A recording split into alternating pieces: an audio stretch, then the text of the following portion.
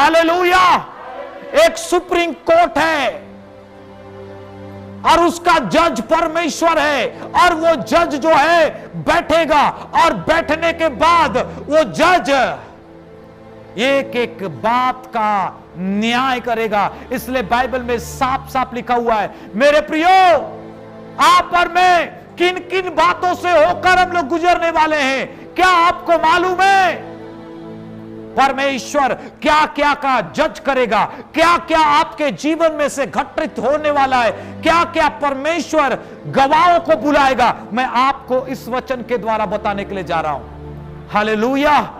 एक भी व्यक्ति बच नहीं सकता, चाहे वो धर्मी हो चाहे वो पापी हो, हर व्यक्ति को उस न्याय सिंहासन के सामने खड़ा होना पड़ेगा। चाहे वो भली बात क्यों ना हो, चाहे वो बुरी बात क्यों ना हो, चाहे वो अच्छा काम क्यों ना हो, चाहे वो बुरा काम क्यों ना हो, बाइबल साफ साफ बताता है कि वो सारे काम परमेश्वर के सामने एक दिन खोला जाएगा। हालेलुया। अगर कोई व्यक्ति पाप करता है तो उसका पाप क्या परमेश्वर उसका लेखा लेगा? अगर कोई व्यक्ति गुप्त में गलत कर रहा है तो क्या उस गुप्त के कामों को परमेश्वर खोलेगा? हां, परमेश्वर खोलेगा। आप ये पूछ सकते हैं, अगर कोई व्यक्ति परमेश्वर के वचन को नहीं पढ़ा है तो उसका क्या? अगर कोई व्यक्ति मूसा का व्यवस्था को नहीं जानता है उसका क्या? सोच लीजिए कि कोई व्यक्ति परमेश्वर के वचन को सुना भी नहीं है, परमेश्वर के वचन को पढ़ा भी नहीं है, कोई पास्टर कोई विश्वासी उन्हें एक भी शब्द यीशु के बारे में नहीं बताए, उसका क्या? रोमियो का किताब उसका 2 अध्याय और उसका 11 वचन से आगे पढ़ते जाएंगे, लिखा हुआ है, परमेश्वर ऐसा न्याय करने वाला परमेश्वर है जो कोई समझ नहीं सकता, आप जान भी नहीं सकते हैं। ऐसे ऐसे चीजों को परमेश्वर लेकर आएगा, आपको मालूम भी नहीं है, परमेश्वर उन चीजों को खड़ा करेगा और वो चीज के द्वारा आपको बताएगा कि आपने क्या गलती किया है। मैं आपको 5 बात बताने के लिए जा रहा हूं, याद रखिए, ये 5 बातों के द्वारा परमेश्वर आपका न्याय करेगा।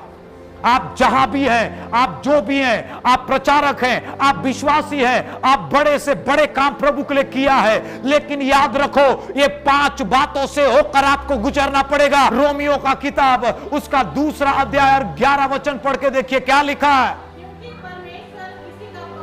क्योंकि परमेश्वर किसी का पक्षपात नहीं करता,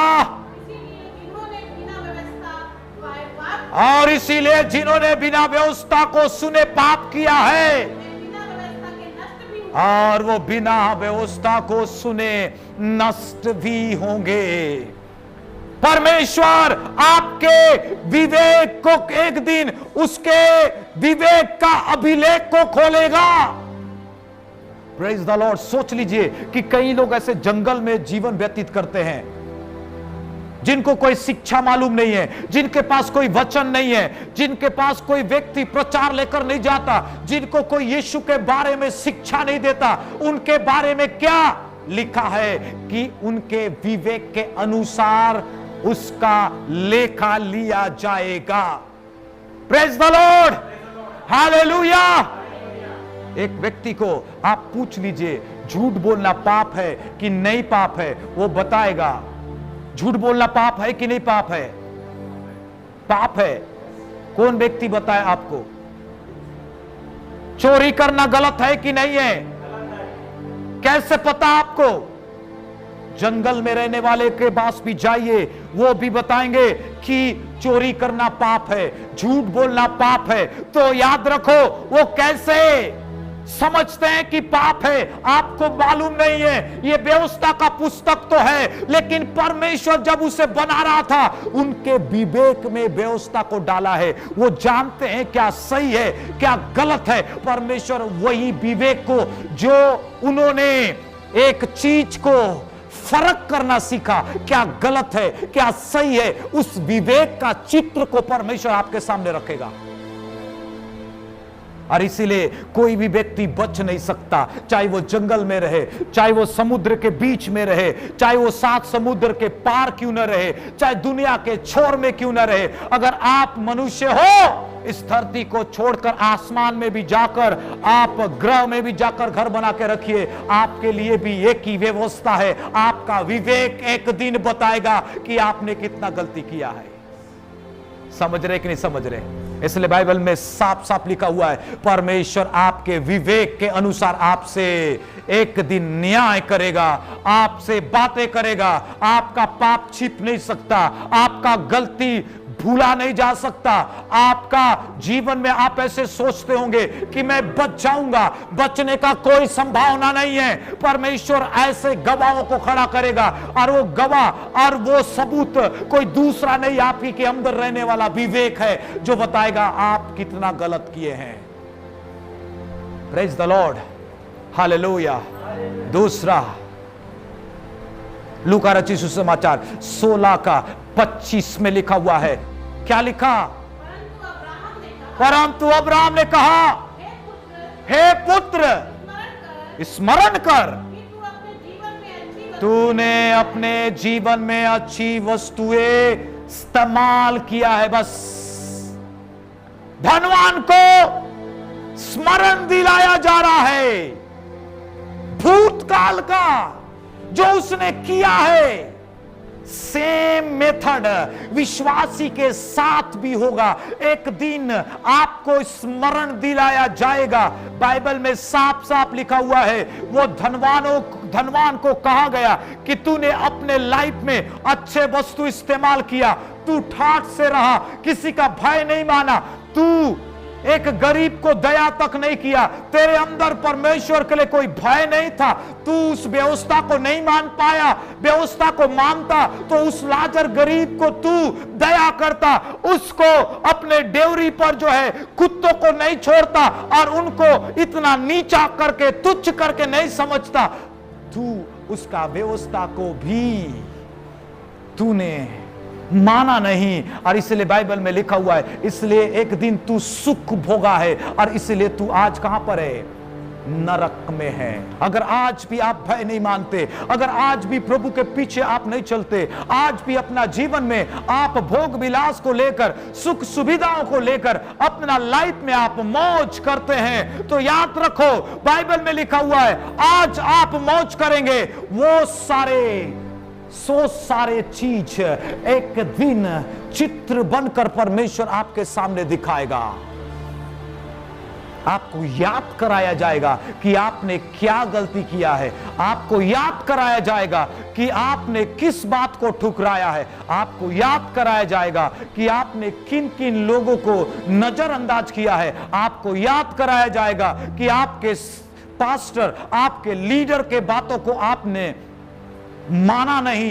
एक एक शब्दों को याद कराया जाएगा। विश्वासियों, आप और मैं बचने वाले में से नहीं है, आप और मैं लेखा देना पड़ेगा। अगर आप जो कुछ भी कर रहे हैं, एक एक चीज परमेश्वर के सामने, जिस प्रकार उस धनवान को बोला जा रहा है कि वो धनवान सोच रहा था कि मैं स्वर्ग जाने वाला हूं, वो धनवान सोच रहा था कि मेरा ये लाइफ भी बहुत कंफर्टेबल होगा और वो लाइफ भी कंफर्टेबल होगा, लेकिन वो गलती किया।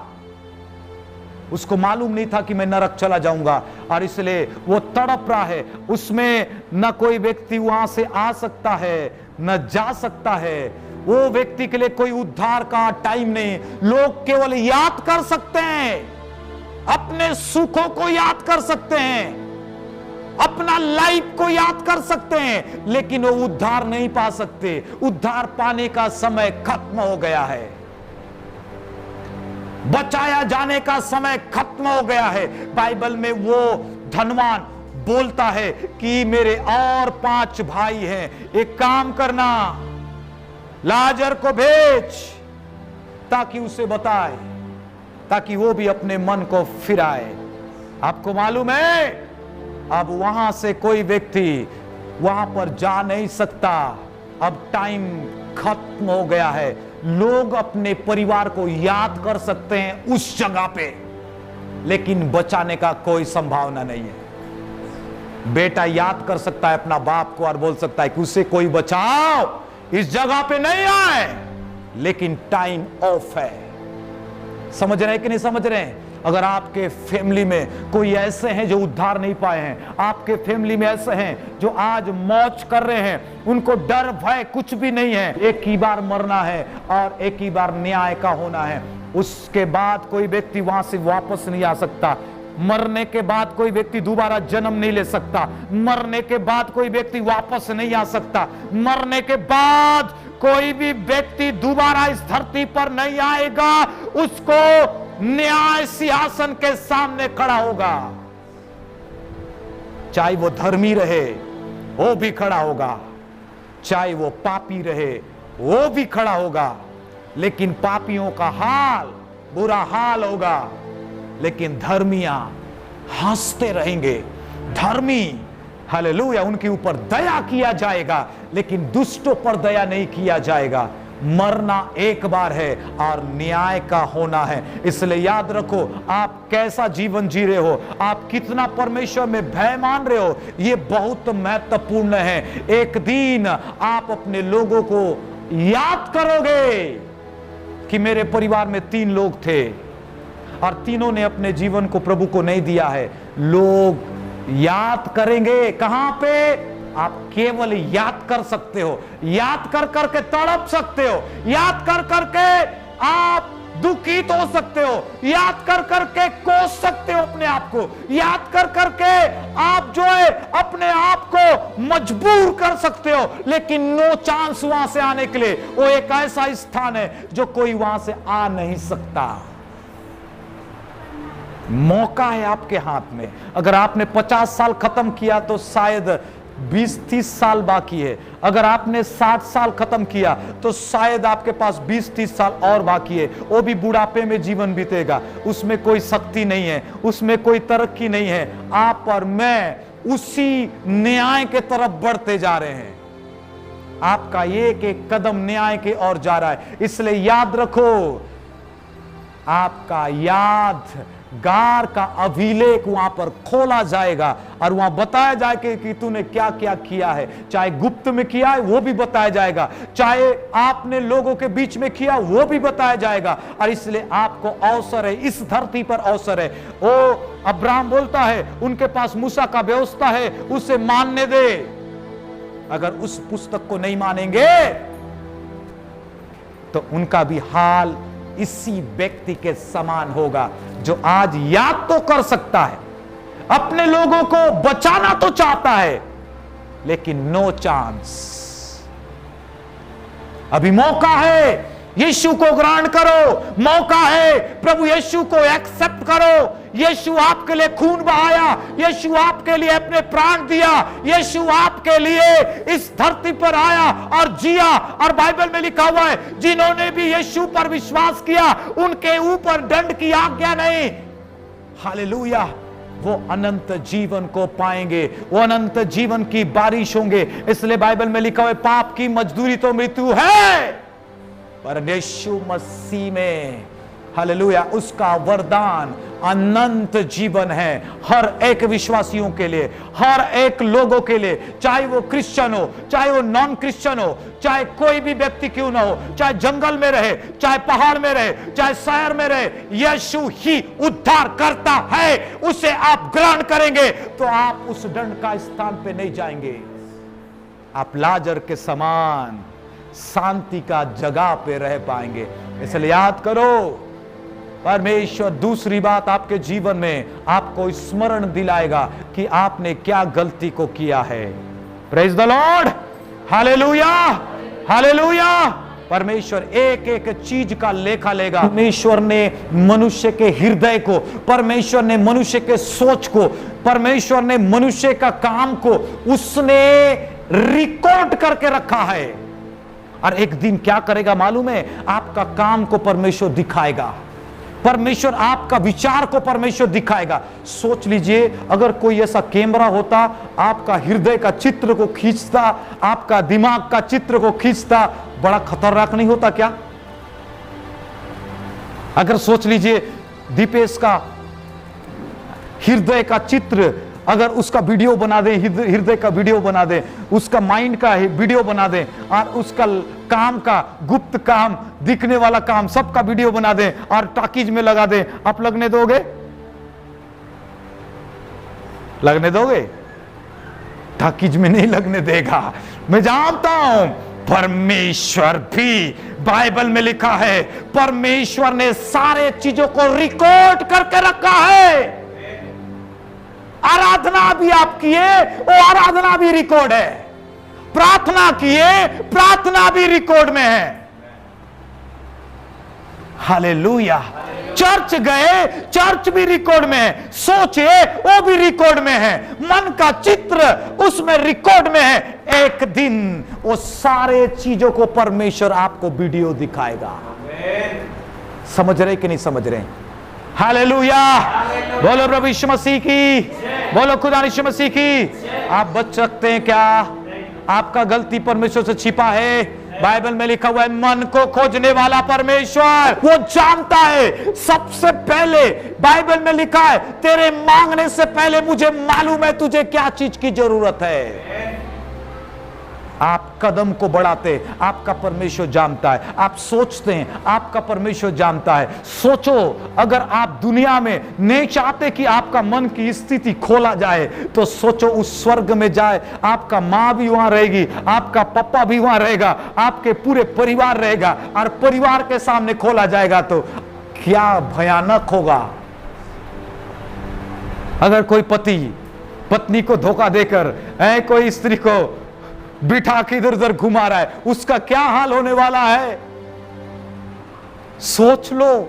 अगर कोई व्यक्ति देखा ही नहीं दफ्तर में, ओ मेरा काम कर देना भाई, इतना घूस दे रहा हूं, नीचे से दे दिया, उस चीज को दिखाया जाए तो क्या होने वाला है उसका? कितने बच्चे माँ बाप को धोखा दिए, कितने लोग दूसरे को धोखा दिए, कितने लोग घूस लिए, कितने लोग झूठ बोले, कितने लोग व्यभिचार किए, कितने लोगों के साथ घूमे फिरे। आपका पूरा पोल वहां पर खोला जाएगा। और कितने लोग रहेंगे मालूम है? थिएटर में तो हो सकता है 200-300 रहेंगे, लेकिन वो न्याय के समय तो असंख्य लोग रहेंगे। जो दीवार में बड़ा स्क्रीन बना, कितने लोगों को बड़ा स्क्रीन चाहिए? जितना बड़ा चाहोगे उतना बड़ा दिखाएगा। समझ रहे हैं? आपने इंटरनेट में क्या देखा वो भी दिखाई देगा। आपने सब्जी में क्या बनाया वो भी दिखाई देगा। समझ रहे कि नहीं समझ रहे हैं? एक सिस्टर थी, वो सिस्टर जो है कोमा में थी, और कोमा में थी उस समय वो देख रही थी कि वो ऐसे आग का दलदल, आग का पानी के जैसा, वो धीरे धीरे, जैसे पानी के अंदर आप घुसते हैं अपने आपका कान बंद होता है, उसी प्रकार से वो आग का दलदल में डूब रही थी और गहराई में जा रही थी। और जाते जाते जो है उसका कान अपने आप बंद हो गया। वहां पर कोई आवाज है क्या? आवाज है, लोग चिल्ला रहे हैं, बचाओ बचाओ बचाओ, पुकार रहे हैं लोग बचने के लिए, लेकिन बचाने वाला कोई नहीं है वहां पे। इतना करार रहे हैं, इतना तड़प रहे हैं, लोग चिल्ला रहे हैं, पश्चाताप कर रहे हैं, बोल रहे हैं कि पाप छोड़ देंगे, बोल रहे हैं कि ये बहुत ज्यादा दर्द है, बोल रहे हैं कि अब मुझे एक मौका दो, लेकिन मौका खत्म हो गया है। बोल रहे हैं कि हमें क्षमा करो, बोल रहे हैं कि वहां पे कोई तो बचाओ, कोई तो बचाओ। वहां पर किसी भी व्यक्ति को बचाने के लिए कोई नहीं आया। जैसे जैसे वो अंदर जा रहे थे कि वो देखने समय दिखाई दिया कि उसका पड़ोसी भी उधरी है, वो भी चिल्ला रहा है। फिर धीरे धीरे उस आग का दलदल में और घुसते जा रही है। लोगों का आवाज से तो सुना ही नहीं दे रहा, पूरा कान बंद हो गया। वो धीरे धीरे देख रही है, देखते देखते देख रही है कि उसका पापा भी उधरी है।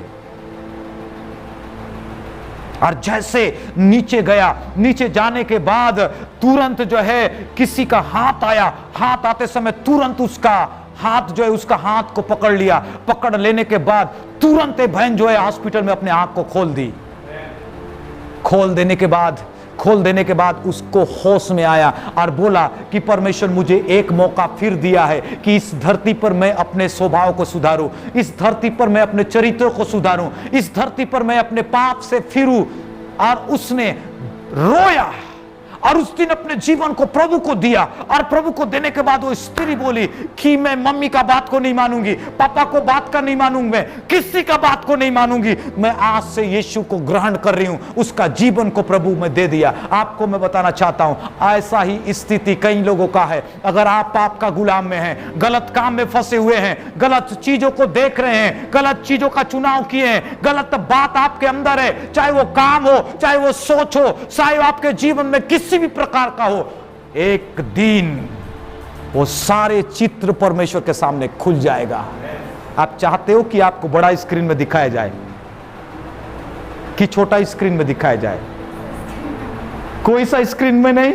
Very good. आइए जोरदार ताली बजाइए एक बार सिस्टर के लिए। हालेलुया। जिन्होंने भी निर्णय लिया उसके लिए उन्होंने अपने आप को बचाने के लिए कोशिश किया। ओ धनवान के पास मौका नहीं था, लेकिन आपके पास मौका है।